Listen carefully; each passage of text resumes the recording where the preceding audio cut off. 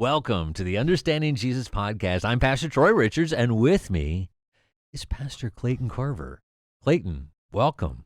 Good morning. Thank you It's for so having good me. to have you. We've built you up a little bit, and we're excited to have you not just on the podcast today, but on staff here at First Baptist Jackson. And just, I'm glad to have you here.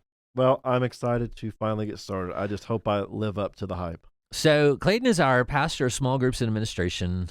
I can probably describe maybe even better than you what you're going to be doing, but what do you think? You did write the job description. What do you think you're going to be doing? So, Why don't you tell us what you're here for?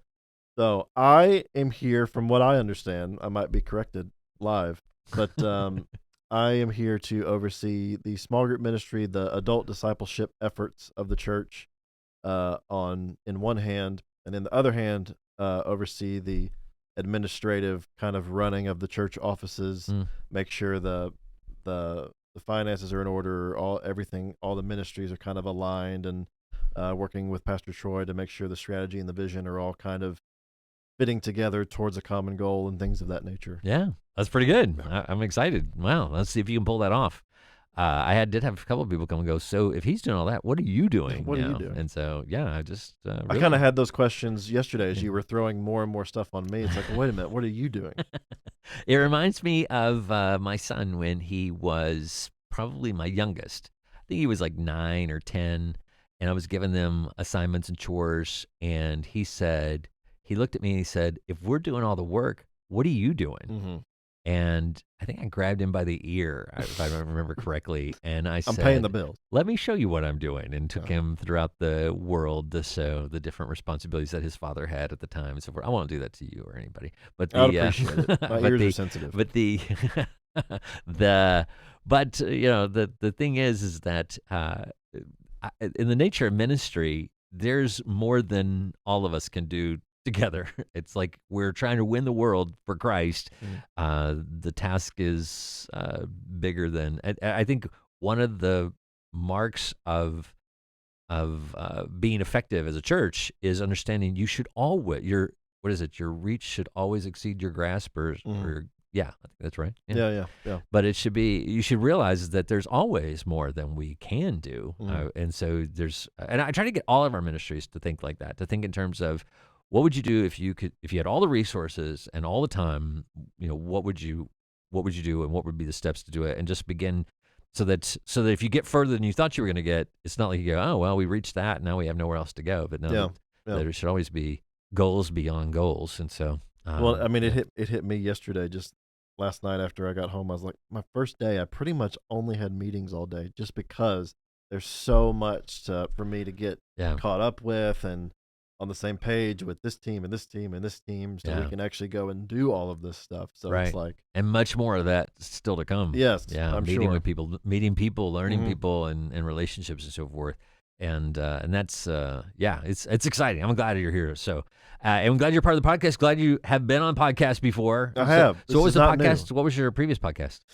So at my last church in DFW, I was the director of small group resources, and one of the resources we started was a podcast, and we called it Group Chat, because it was for our group leaders, and it was a podcast specifically aimed toward small group leadership. So leading discussion in your group, handling conflict in your group, choosing the right curriculum, things of that nature. So this I'm excited about because it's more broad. It's more Bible discussion and theology and wherever else we want to go. That one was a little more niche, but it was fun though. It was fun to actually get in those waters, so I'm excited to the reason, and I started to tell you this earlier, but I didn't finish the thought off the podcast, but the reason we started this Understanding Jesus was that we started reading the Bible as a church, reading through the Bible in a year. We started right out the bat, let's read through the Bible in a year. So we came up with a share reading plan that I'd used for years, and that is, you read a portion of the Old Testament, a portion of the New Testament, Psalms and Proverbs every day, and you do that. Do every reading, and then it's 365 readings, so you get through the Bible in a year. Yeah. And next year, when you have leap year, you get an extra day. So we'll make sure the 29th you get off. Yeah. But anyway, that's the concept. But so we wanted to we created this podcast as a means to kind of encourage people to show, because I think one of the things that people struggle with when they're reading through the Bible is I don't really get anything out of it. I'm just reading, but I don't see anything. So we wanted to show through common people such as ourselves and inviting guests on, whoever, especially Austin the engineer over here, who he's so common. Austin's our regular normal guy. And Evan and others and so forth, that we invite people on to show, we encourage them to read and then ask them, well, what did you get out of the reading? Just to show that you do get something out of the reading.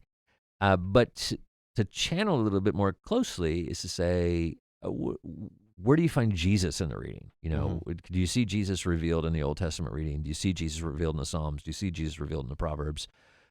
In the New Testament, we typically see Jesus revealed, but maybe it should be the Finding Jesus podcast. Yeah, exactly. Yeah. So it's like it's just having I guess we could, maybe that would have been more provocative too. So I don't know. Maybe we'll. You've been here 2 days and you're trying to change the name of the podcast. No. So. Yeah. That one sounds more evangelical, though. Finding Jesus. Yeah. Sounds like it belongs on TBN. There you go. Yeah. That's right. Finding Jesus. Focus on the family. Dun, dun, dun, dun. So anyway, that's how we got it started. So anyway, we look forward to being here, and today, in that vein of thought of understanding Jesus, we are going to be looking at the Psalms, Psalm 34 specifically, and then we will be looking at the Gospel of Mark, answer some questions. There's some challenging thoughts in the Gospel of Mark, so some questions that some people posed to us this week. So we're going to tackle those, figure out who is Rufus. Do we know Rufus? My grandmother had a dog named Rufus. This is not that. So anyway, all that ahead on Understanding Jesus.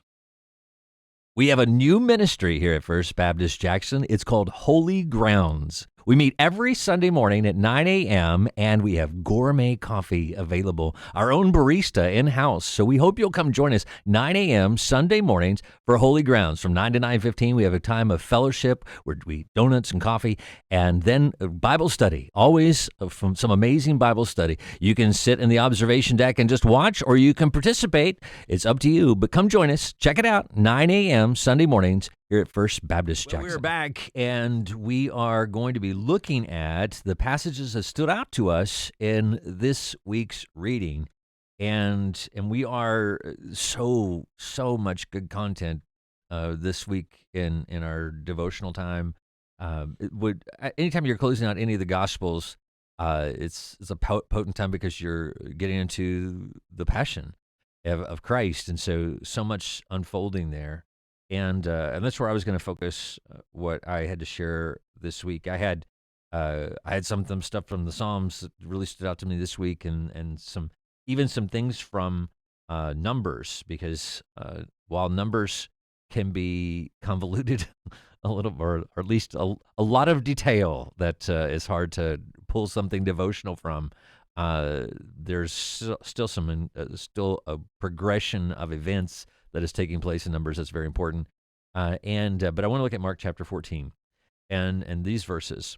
In chapter 14, verse 37, it says, Then he came and found them sleeping and said to Peter, Simon, are you sleeping? Could you not watch 1 hour? Watch and pray lest you enter into temptation. The spirit indeed is willing, but the flesh is weak. Again he went away and prayed and spoke the same words. And when he returned, he found them asleep again, for their eyes were heavy, and they did not know what to answer him. And when I read those last words, I thought, that resonated so much of they did not know how to answer. And I thought how true that is for us when we read the word or hear the words of Jesus and think, especially when we are not where we need to be, not doing what we're supposed to be doing, or didn't do what we were supposed to be doing.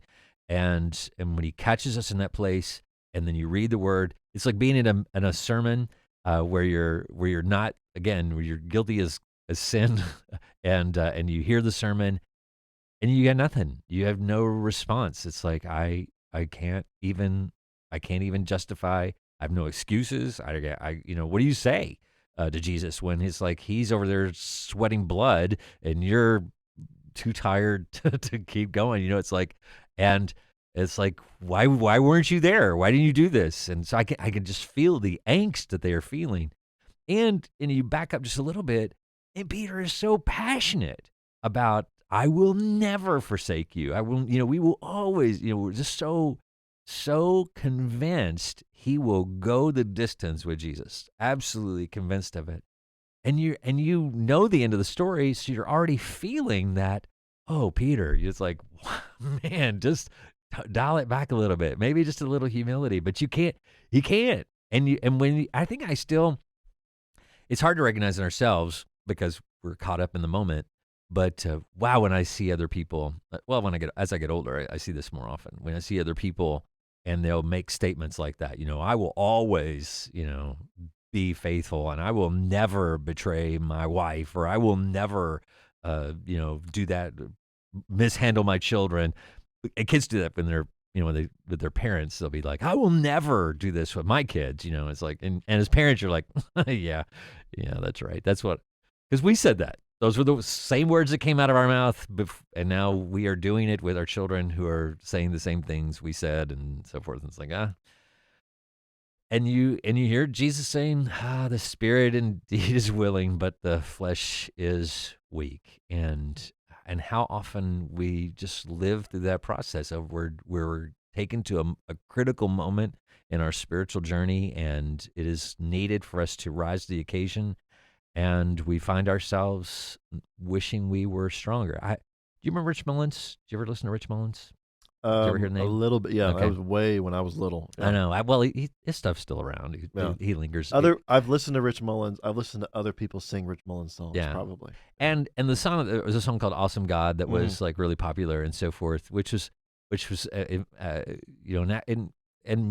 we got to have Rich Mullins come in concert a few times and got to meet him and talk to him. And he married a girl I went to school with. He married her. She married his brother. So, oh wow. So yeah, it was kind of a cool Small connection. world. Yeah, it was a small world. But anyway, he was such a insightful songwriter. But he wrote a song, "We Are Not as Strong as We Think We Are," and it's just and it's such a there was a very human element to the things he was writing. Just that we think we are. We do make bold promises to God. We do make bold commitments and so forth. But the reality is, we are not as strong as we think we are. Every day there's going to be a reminder. And I think what it is, we get to a thing where we don't think we need a savior. Mm-hmm. We really start living and acting and behaving as though we could save ourselves if we had to. We'll do the theological, of course I don't save myself. We're not saved by our own works. But in our hearts, we're acting like, but I could if I needed to. And then when we get there, God's like, okay, well, let me just pull my hand back just a little bit and let you deal with the world that you live in and see how well you handle it. And then it becomes painstakingly obvious that we are people desperately in need of a savior. And we get shame and then when we have puffed ourselves up and then we do fall, that pride goeth before a fall thing. And then shame and regret fill our hearts, and the thing I think that's worse, and especially I think this as a young or an adolescent or a young adult even, especially as a young adult, when our parents when we're trying to be, when we fail our parents, now we're adding more burden to people who are already burdened with our burdens, and it's like, I just need you to, and I always picture it like a person who's exhausted and we're walking together and then I make stupid mistakes and now they have to carry me the rest of the way because of my stupidity. Mm-hmm. And that's kind of where the disciples are with Jesus. It's like, here, they're like, we're going to be there for you. We're going to help you. We're going to support you. We're going to encourage you. And here he's under the greatest stress any human being's ever been under in history. And like I said, sweating drops of blood, and now it's like, you're gonna have to carry us. We're just limp in his arms.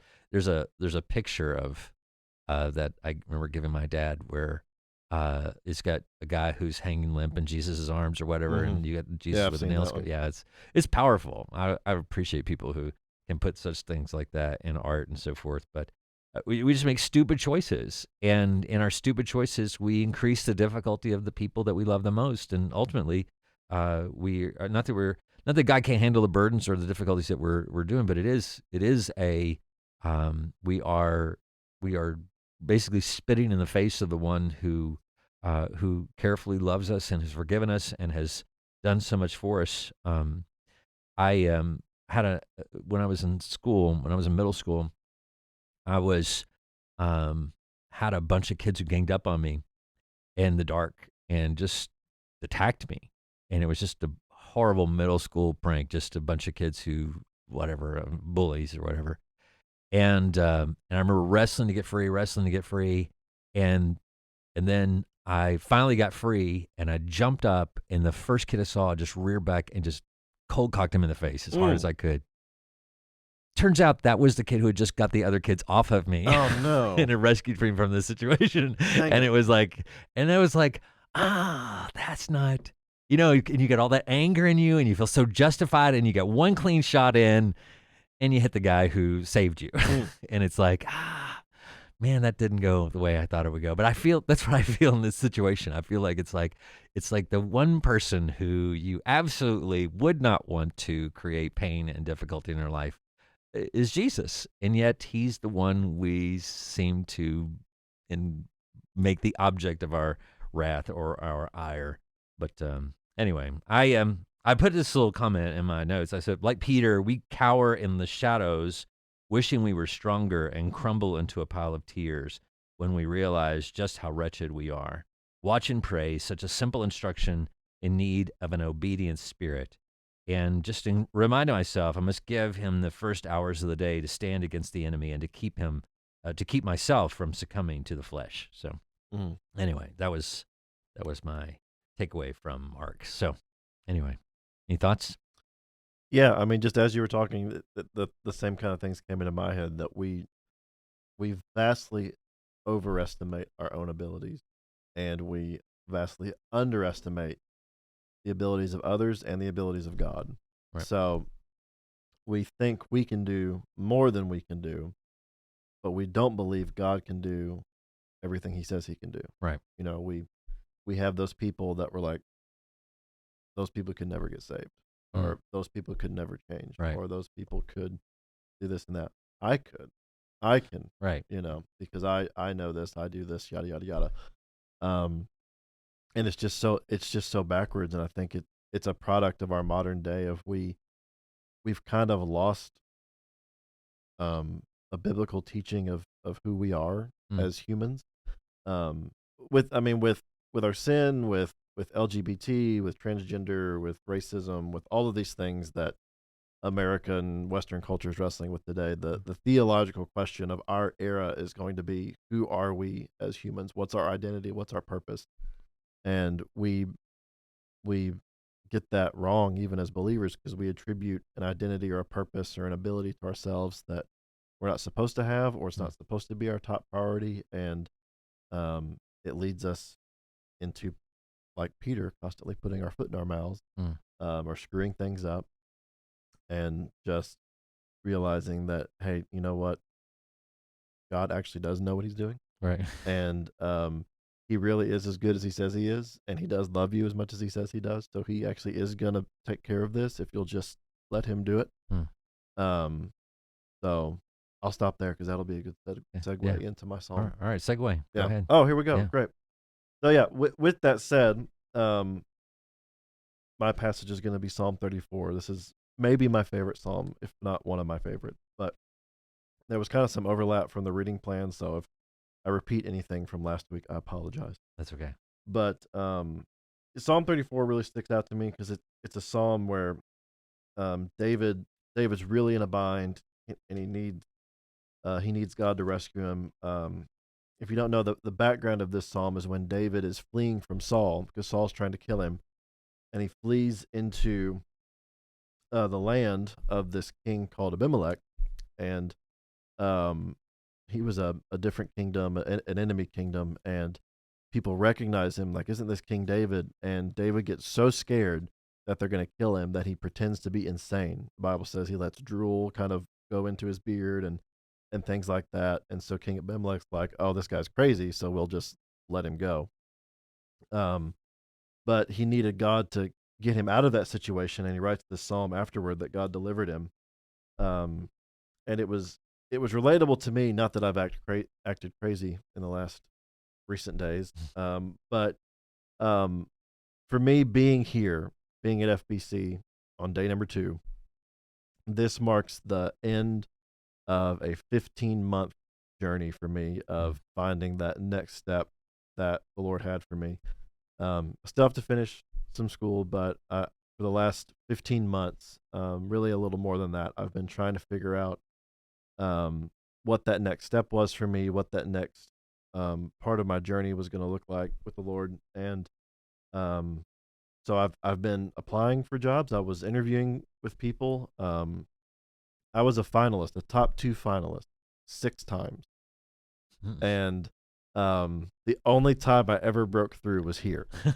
So it was incredibly frustrating. And I enjoyed my time at seminary. Like I enjoyed my job. I was a teaching assistant. It just didn't pay the bills. So I was having to look for that next step and just constantly trying to figure out, what's God doing? Did I make the right decision by even coming here? Because clearly these doors aren't opening up. Maybe I'm not supposed to be in ministry. So all those thoughts build up in your head. And so this psalm was really, really relatable. So like verse 4, I sought the Lord and he answered me and he delivered me from all my fears. So yeah, we look at, he delivered me from all my fears, and that's great. But really the grace in that verse is I sought the Lord and he answered me. The fact that the Lord, the perfect holy God, is willing to answer David, who is a man after God's own heart, right? But David the adulterer, David the murderer, and the Lord is still willing to answer him when he cries out for help. That, to me, that's where the grace is in this passage. Because then he goes on, he talks about, those who seek the Lord will not lack any good thing. Those who fear him lack nothing. Adversities come to the one who is righteous, but the Lord delivers him from them all. These are all great, but just the fact that a sinful human being like David, who was willing to, in just a brief moment of humility, cry out to the Lord and ask for help, that the Lord is willing to answer him. It echoes 1 John. 1 John says that whenever we ask anything of him, we know that he hears us. The peace that comes from a relationship with the Lord and a peace that comes from prayer is knowing that we're heard. It's not necessarily getting the answer that we want. It's knowing that we're heard. That's really what we want to know, that God actually hears, he actually cares, and he is going to do something about it. So yeah, this is the psalm that was really fitting, I think, that we're reading through this as a church right now as I come here, because this kind of reflects the spiritual wrestling that I've been on for the last 15 months, that the Lord did hear, and he did take care of me, and he brought me back to, growing up in Cape, brought me here to Jackson, and I never thought I would get to ever come back home when I moved to Southwestern 7 years ago. I was looking for jobs all over because I assumed my time here was done. But this is where I grew up, so my heart is here, and the fact that he would actually allow me to come back home is better than anything I could have cooked up on my own. And I have to tell that to myself, and I tell that to my friends who are searching for their next step at school. It's like, guys, I tell you all the time, and I have to tell it to myself, because when my friends are in the same situation, I'm like, God's going to do exactly what he needs to do and exactly what is best for you. And it's going to be good. It's going to work out exactly the way it's supposed to. Right. And exactly the way that's supposed to, exactly the way the Lord wills. And the same God that's in total control of history is the same God that loves me. One, knows me the best and loves me the most. So you can't really beat that combination. Yeah. And that's I love Psalm 34 as well. I think it's a reminder of that when we are in need, God wants us to turn to Him and not to other sources. That the overarching theme throughout the Old Testament is that God is just wanting His people to look to Him for salvation, and He's a God who wants to provide salvation for His people, like a parent who's just wanting to help their child, yet the child continually looking elsewhere for other solutions, for other answers, and so forth. And it resonates in our world today that it's like, here's an easy solution. God, the God who created you, it will just simply fix your situation. And everybody's like, yeah, I see that offer and so forth, but I really think I'm going to go this route. I don't know if you've ever had an easy solution for somebody and you've offered it to them to have them reject that, but it's like, and you just look at them like, I really don't know why you. It's like I had a situation where I was offering someone a car free, and they were like, but this other person here is going to charge me $3,000 for a lesser car. I think I'm going to go that route. And you're like, is it because it's free? Is it because it's me? What is the reasoning? And it was just, and there's so many weird factors in that, but it comes down to that we just look to our own flesh, or we look to the world. There's some enticement of the world, or it's just Satan himself, that we just, there's something in this deceitfulness of what the world offers that we just think, I just think this, and it's like, when you see other people being deceived, you're like, how can you be so foolish? And when you yourself are deceived, it's like, how did I? Yeah. It's like I didn't see it any other way. It looked right. It looked like the right thing to do, and so I just did it, and so it felt good at the time. Yeah. The tricky part about deception is that in the middle of deception, everything makes sense. Yeah. It makes total sense. Yeah. And my doctoral supervisor uses that about. He's a world religions professor. Mormonism is kind of his expertise. So he says, we always talk about these cults and these other religions going, how could anybody believe something so weird and wacky? And he goes, but from the inside of a situation, everything looks totally normal. Yeah. It's like within evangelical Christianity, it looks totally normal to me because I was raised in it and I believe it and I know that's true. To the person who doesn't believe it, it looks crazy. You guys eat a guy's flesh and drink a guy's blood. Like, you dunk people in water and then say that they're going to heaven. That's right. Well, we don't say that. But that they come back from the dead. That's what they think. Yeah. Well, he would use an illustration in class sometimes. He would talk about it. He goes, you say that all these other religions are weird, but what if I came and I told you, hey, I'd like to invite you over to my house. I'm going to have some friends over. We're going to read a book that was written 2,000 years ago that takes place in an entirely different time and culture. We're going to talk about how we can bring it into our own lives. We're going to pray to a guy who died and came back from the dead, and I speak to that deity every day, and he talks back to me. You would say, well, that's just weird. He goes, yeah, but all of you did that on Sunday. Yeah. So the human mind is tricky that way. Yeah. And that we can when you start to take the things that we believe wholeheartedly and you begin to share them in the context of people who are unchurched, you feel the weirdness of it. You know that you're outside of your box, and even naming the name of Jesus in certain contexts, a name that we throw around very casually in our own comfortable circles. When I knew a pastor's wife, every time she would say Jesus, she would start weeping because it was just such anxiety, and when she would talk about it in public or in front of people who might be unfamiliar. But it's like you see the demeanor of people change. It's like, oh, you're one of those. Oh, one of those. You're one of those Jesus freaks. Yeah, that's right. Yeah. So, and it's like a weirdness to it. But going back to the Psalm where David says, the Lord is near to those who have a broken heart and saves such as have a contrite spirit. I think that, and he was a broken man. And I think that's where we get to. Even those what is amazing to me is how you take an unchurched person and how when you introduce Jesus to them, the people who are most receptive are those who are broken. And it's like, they have that look on their face like, I'll do anything. I'll be dunked in water twice. I will, go to whatever service you want me to go to if you believe it will help me.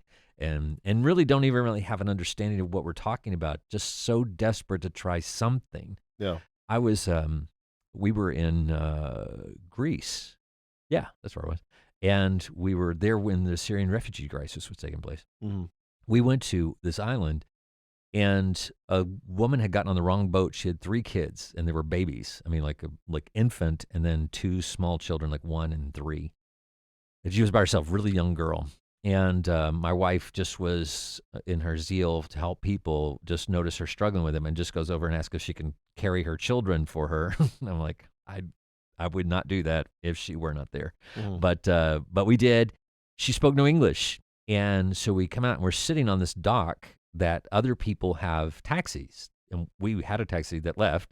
And so we're sitting there with her for hours. And we realized through slow, painstaking, don't speak the same language, your gestures to one another, we figure out over hours of time that she got on the wrong boat. She's in the wrong place. She's trying, and then we find out she's a Syrian refugee. Borrowed my phone and made a call to Syria, which didn't know that was going to happen. That's how I found out she was from Syria. Says somebody spoke English on the other end, and it's like, oh, this is going to cost money. But anyway, but the point was, I said, let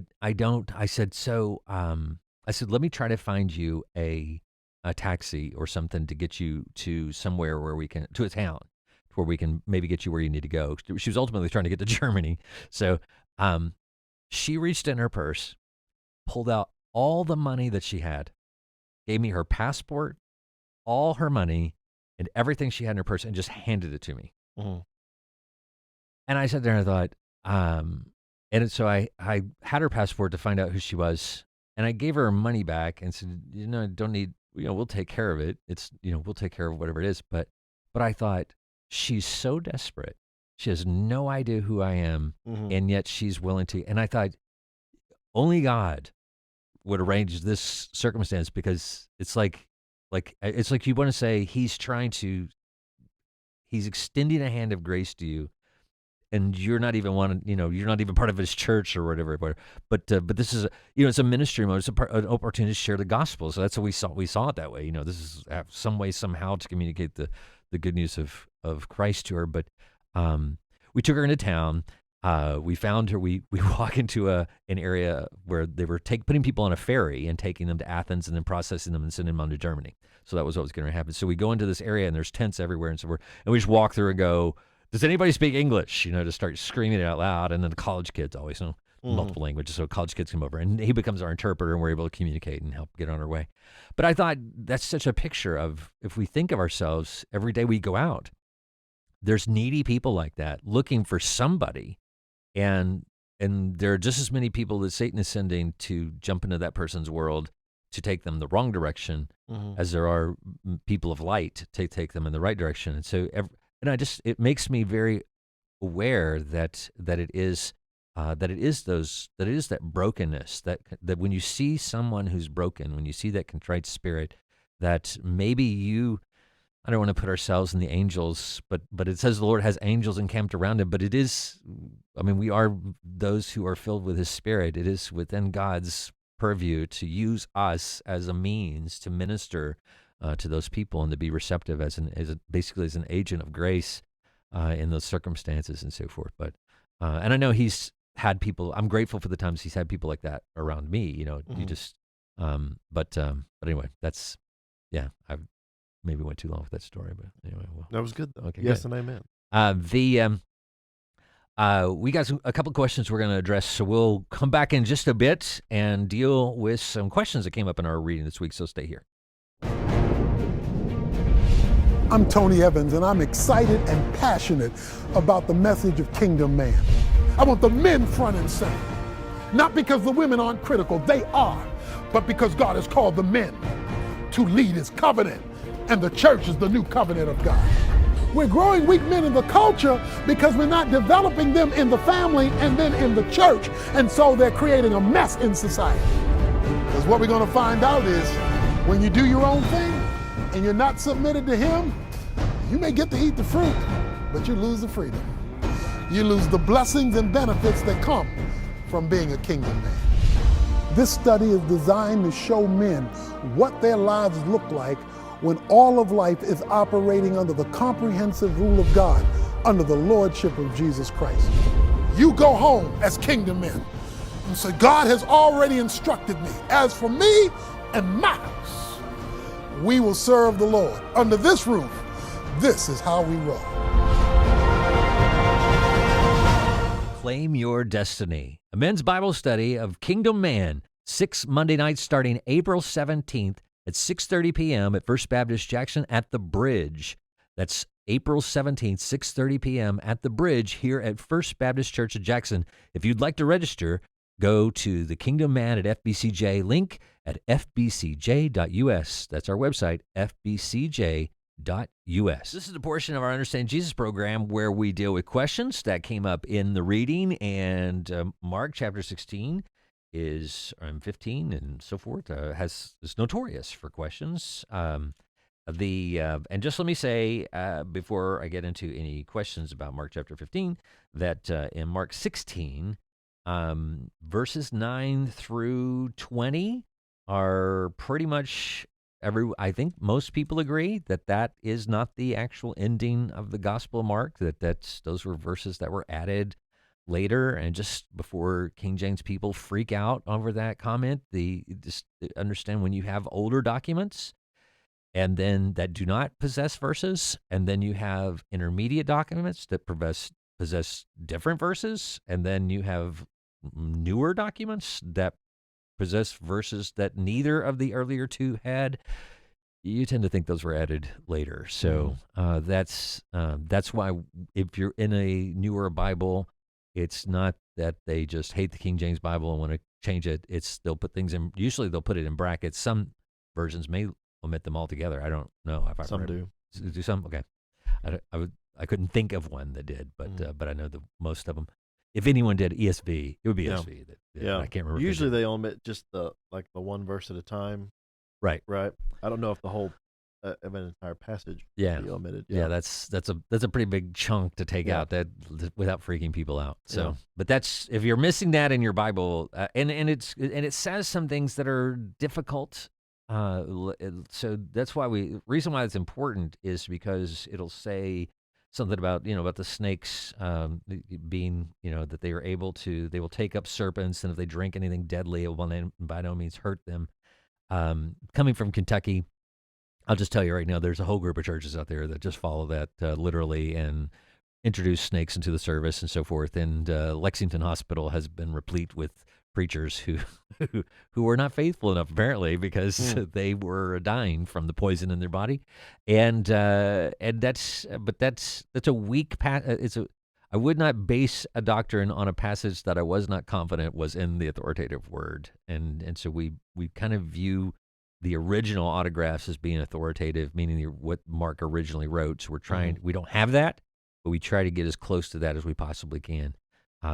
Anyway, that's the mindset we take in such things. But the passage we're going to look at is not debatable. It isn't a passage in the earlier part. It says, let me find what I'm talking about here. It's in Mark 15. Yes, there you go.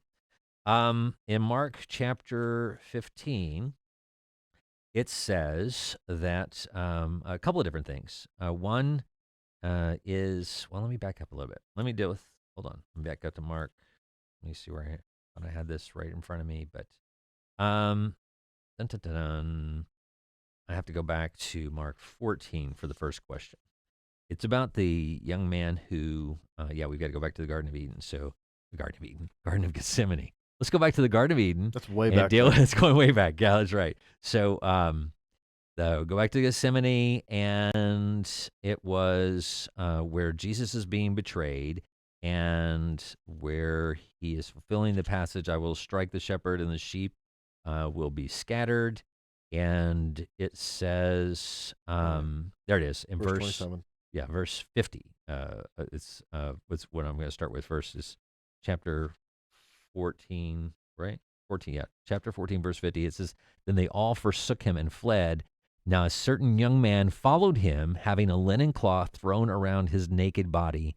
And the young men laid hold of him, and he left the linen cloth and fled from them naked. Now, if you know if you've heard this before, but the conventional wisdom. Well, let me just ask you, what have you heard about that? I have not heard anything about this, so this should be interesting. Oh, well, good. Yeah. The conventional wisdom that was passed along to me by people smarter than myself, but is that is Mark. That is his way of including himself in this story. That he is the person present, and and this is a lot of assumptions, but the idea is that Mark was a scribe for Peter, that the Gospel of Mark was possibly taken from the teaching of Peter, and really just from the sermons that Peter preached, Mark assimilating a gospel. But here in this story, because that's just an explanation for why he would have included this element to say there was this person, this young man who was there. Age-wise, it would fit that this would be Mark, who was just simply. And I think sometimes we get in a picture in our head that only the names who are mentioned are the people who are present in any particular circumstance, but we know that's not true. We know there are, from the other Gospels, we know that when you only have one angel and one gospel, and then there are two angels in the other. Well, it doesn't say there weren't two angels. It's only naming one angel at the time. So it doesn't mean there's only that person present. There could be other people present, and it's very likely that it wasn't just the 12 disciples or 11 disciples with Jesus, and then Judas comes in, that there were probably other disciples there as well. It's just making sure we understand that, like, for instance, James, John, and Peter were the ones who went further with him.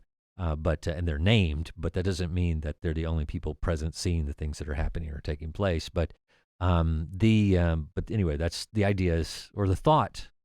The thought is that is Mark simply saying, I saw it, and so because the value is that these are eyewitnesses that witnessed all the events that are taking place and so forth to add merit to the things they're saying. The other passages from Mark chapter 15. And in verse 21, it says, Then they compelled a certain man, Simon a Cyrenian, the father of Alexander and Rufus, as he was coming out of the country and passing by to bear his cross. Now, have you heard this part? Are you familiar with? Which verse is this? The verse 21, as to why he would name Alexander and Rufus. Mm-hmm.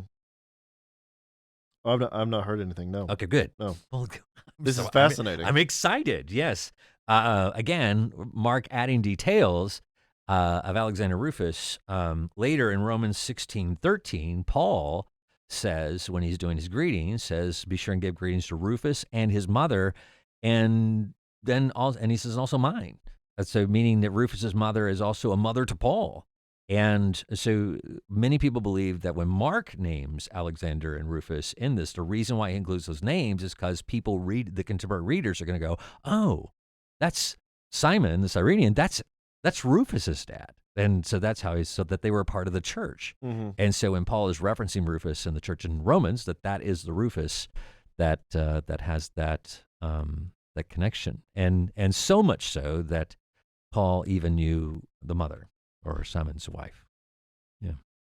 Now that makes sense. My question would be, most scholars believe that Mark was the first gospel written, right? Correct. Yeah.